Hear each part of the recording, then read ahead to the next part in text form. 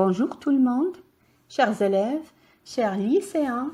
Après la présentation du programme du cycle secondaire qualifiant, on se retrouve aujourd'hui pour traiter le premier module du programme de la première année bac, à savoir la boîte à merveilles, roman autobiographique écrit par Ahmed Safraoui.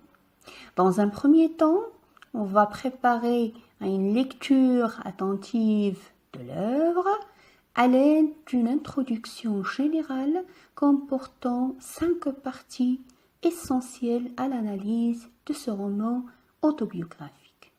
La première partie porte sur la définition du genre de l'œuvre, c'est-à-dire la définition du roman autobiographique. La deuxième constitue la biographie de l'auteur, Ahmed Safraoui, sous forme de tableau tellement simplifié et comportant les éléments essentiels. Puis la troisième se penche sur le contexte de l'œuvre, le contexte historique, littéraire et culturel. Juste après, on va s'arrêter sur le genre de littérature de l'œuvre, à savoir la littérature maghrébine d'expression française. Et enfin, une fiche de lecture très précise contenant les éléments de base pour comprendre l'œuvre de Safraoui.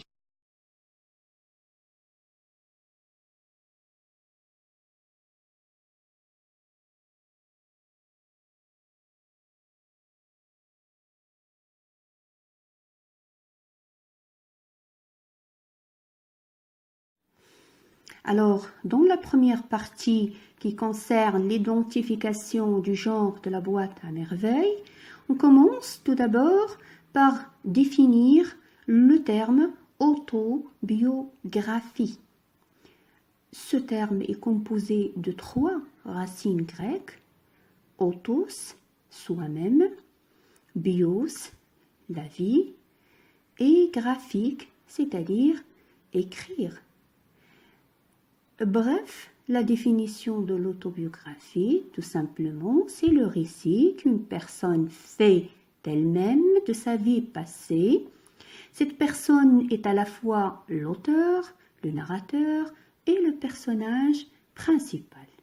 Cette personne aussi s'engage à restituer, c'est-à-dire à reproduire fidèlement et sincèrement son passé, ce que l'on appelle, ou bien ce qui est appelé par Philippe le Jeune, par le pacte autobiographique.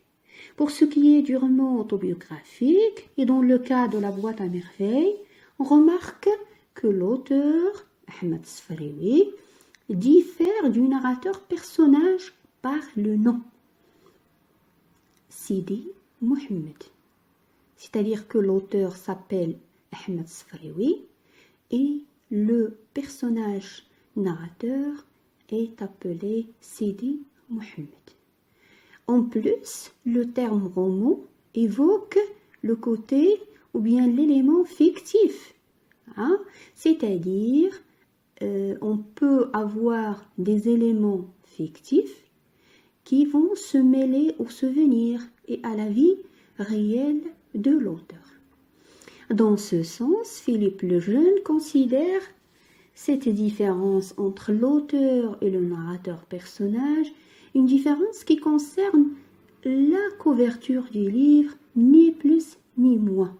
De ce fait, on peut se permettre de dire que Ahmed et Mohammed sont la même personne sur le plan de l'analyse interne et du texte. Par conséquent, d'une manière très facile, très simplifiée, on peut dire que La boîte à merveilles est un roman autobiographique car le récit est porté à la première personne du singulier, le je, qui est à la fois l'auteur, le narrateur et le personnage principal, ce personnage qui s'engage à nous raconter sa propre vie passée.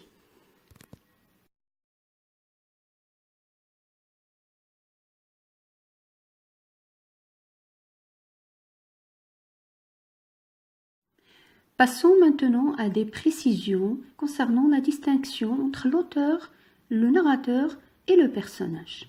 Alors l'auteur, c'est la personne réelle qui écrit, le narrateur, c'est celui qui raconte, et le personnage, c'est le jeu narré.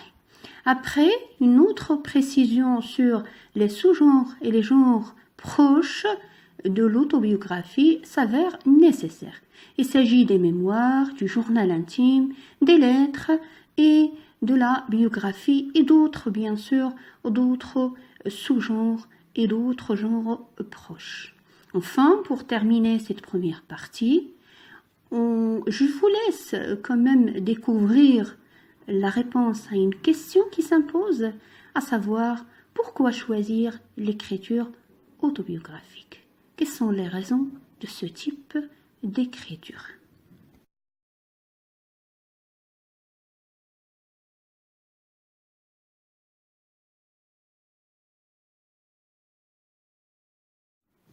Pour ce qui est de la deuxième partie, il est consacré à la biographie de Sfrioui, écrivain marocain d'expression française qui est né à Fès en 1915 et décédé à Rabat en 2004.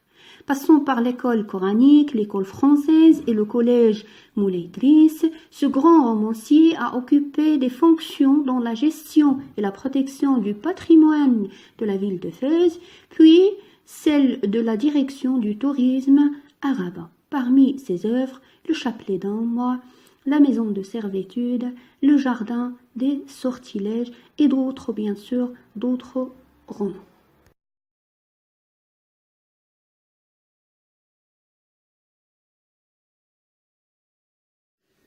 Arrivons à la troisième partie qui se penche sur les contextes de la réalisation de l'œuvre. On commence par le contexte historique qui se résume dans la colonisation du Maroc pendant cette période qui a vu naître ce roman autobiographique. Puis le contexte littéraire qui est relatif à la littérature maghrébine d'expression française dont Ahmed Sfrioui est l'un des précurseurs. Enfin, concernant le contexte culturel, on peut dire que la boîte à merveilles reflète la société marocaine et ses valeurs culturelles. Aussi, elle est considérée comme un roman ethnographique. Ce roman est adressé aux lecteurs étranges.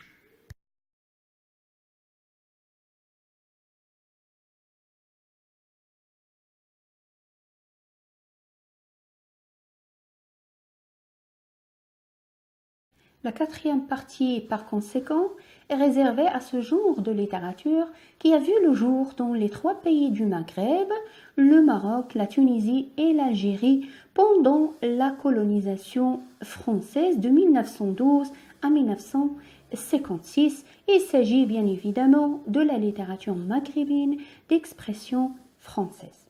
Alors, entre les partisans de ce genre de littérature écrite par la langue du colonisateur, entre ces partisans qui la considèrent comme étant une valeur ajoutée à notre culture et d'autres qui la condamnent en la considérant comme étant un héritage de la colonisation qui menace notre langue, notre religion et notre culture, entre ces deux opposants, la littérature a pu s'imposer, perdurer et surtout s'engager sur des questions d'actualité en attirant un large public autochtone et extérieur aussi.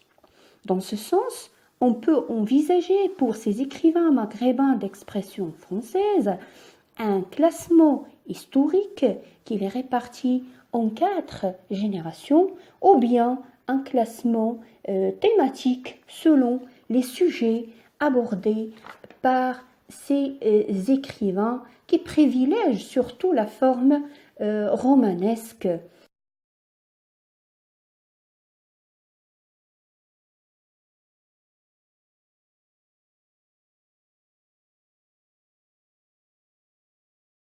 Or, même si la littérature maghrébine d'expression française favorise le roman pour dénoncer les injustices et faire état des revendications, lorsqu'il s'agit de l'expression des sentiments personnels, la poésie est prioritaire.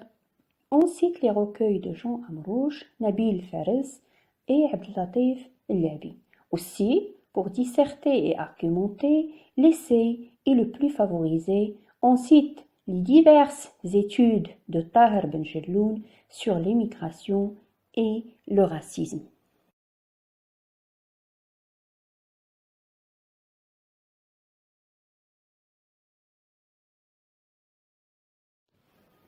Alors commençons par la première génération, celle des fondateurs, les classiques, qui sont marqués par la prise de conscience identitaire et la réflexion sociale. Ce sont surtout le Tunisien Albert Memmi, l'Algérien Mohamed Tib et les Marocains Driss Shraibi et Ahmed Sfraoui. Puis la génération de 1970 qui s'est penchée surtout vers la recherche d'une écriture authentique et ensuite Assia Djbar, Rachid Bouchra, Mohamed Khairuddin et Abdelatif Labi. La troisième génération a la particularité de s'engager davantage dans la réalité présente, sociale et politique. On cite Rachid Mimouni, Yasmine Khadra et Fouad Laroui. Et finalement, la quatrième génération vient de voir le jour avec l'avènement du XXe siècle, illustré entre autres par Le jour venu, roman de Driss Jaydan.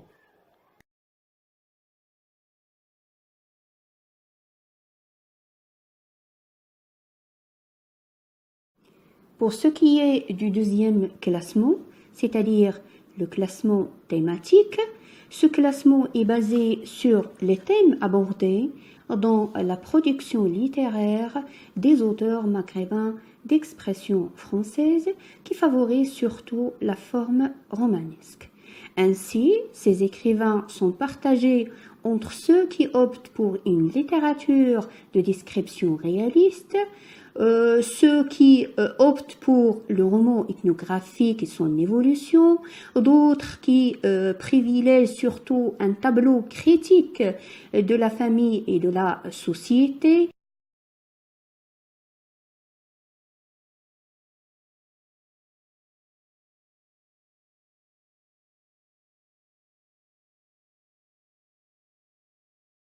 Pour terminer, la cinquième partie constitue une fiche de lecture regroupant les éléments essentiels pour comprendre la boîte à merveille. Au revoir et à la prochaine.